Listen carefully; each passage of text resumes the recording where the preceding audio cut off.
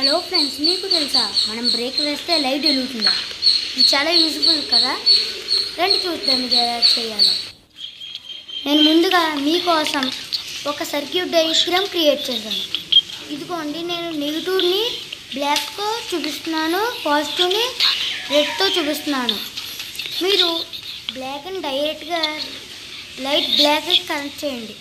ఇంకా రెడ్కి మధ్యలో 2 poles attach చేయండి. అది మెటల్ అయ్యిందిలా చూడండి. ఇప్పుడు మీకు అర్థమయ్యే ఉంటుంది. ఈ 2 పోల్స్ తగిలితే కరెంట్ పాస్ అయ్యి లైట్ వెలుగుతుంది. సేమ్ ఇదే మెకానిక్స్ నేను ఇక్కడ యూజ్ చేస్తున్నా. చూడండి, నేను అక్కడ ఒక స్ప్రింగ్ అటాచ్ చేశాను. నేను బ్రేక్ వేస్తే ఈ స్ప్రింగ్ దీనికి తగిలి కరెంట్ పాస్ అవుతుంది అన్నమాట.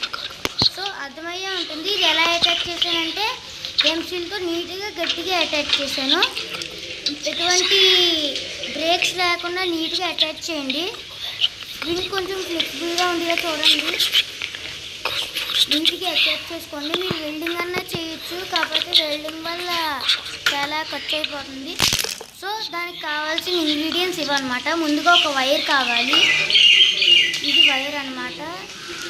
అంటే దీంట్లోనే 2 వైర్స్ వస్తాయి. సింగిల్ వైర్లో ఇంకో 2 వైర్స్ వస్తాయి. మీరు కావాలంటే 2 నార్మల్ వైర్స్ కూడా తీసుకోవచ్చు. సో లైట్ అన్నాక మెయిన్గా మనకి నెక్స్ట్ కావాల్సిన ఇంగ్రీడియంట్ లైట్ అన్నమాట. ఇదిగోండి లైట్. నేను ఒక మామూలు స్కిప్ లైట్ మీద గ్లూ గన్ వేసి తయారు చేశాను. 2 టెర్మినల్స్ అయితే బయటకు పెట్టాను, ఒకటి పాజిటివ్ ఒకటి నెగిటివ్. సో మనకి కరెంట్ సప్లై కోసం ఒక బ్యాటరీ హోల్డర్ కావాలి.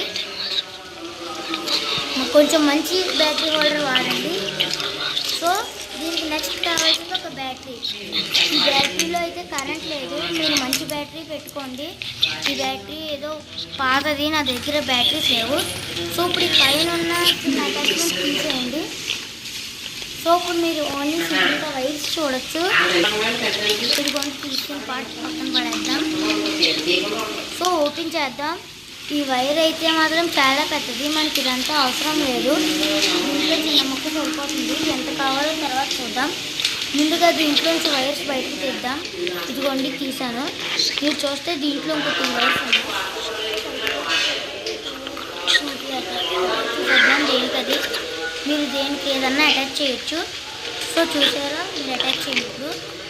నేను ఇదంతా చూపించట్లేదు, వీడియో ల్యాగ్ అయిపోతుంది. ఇదిగోండి అటాచ్ చేశాను. ఇప్పుడు ఇదేలా వదిలేస్తే బాగోదు కదా, కాబట్టి జిప్ ట్యాక్స్ అంటారు దీన్ని. లేదంటే మీరు కరెంట్ టేప్తోనే అటాచ్ చేయొచ్చు. నీట్గా అటాచ్ చేస్తాను. ఇదిగోండి అంత నీట్గా అటాచ్ చేసాను. సరే, ఇదంతా మనం కూర్చొని సీట్ ఉంటుంది కదా, అక్కడ దాకా వచ్చేలా కట్ చేశాను వైర్ని.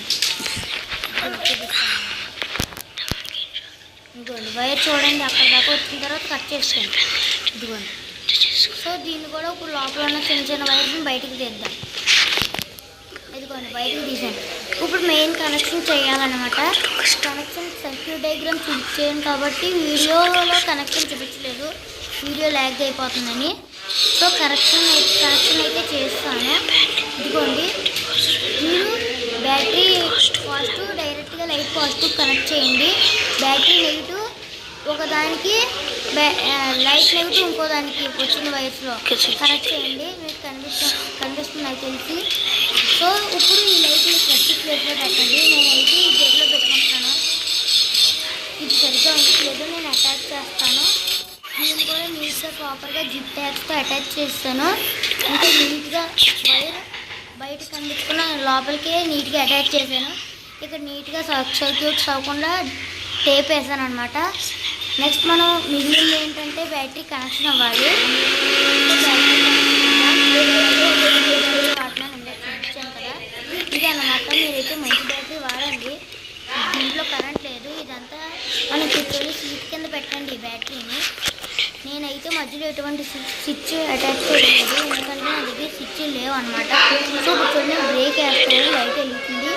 కాకపోతే ప్రాపర్గా అయితే ఎక్కువ గ్లో అవ్వట్లేదు, ఎందుకంటే నేను వాడే బ్యాటరీ తక్కువ ఎక్కువ పవర్ ఉన్న బ్యాటరీ వాడండి.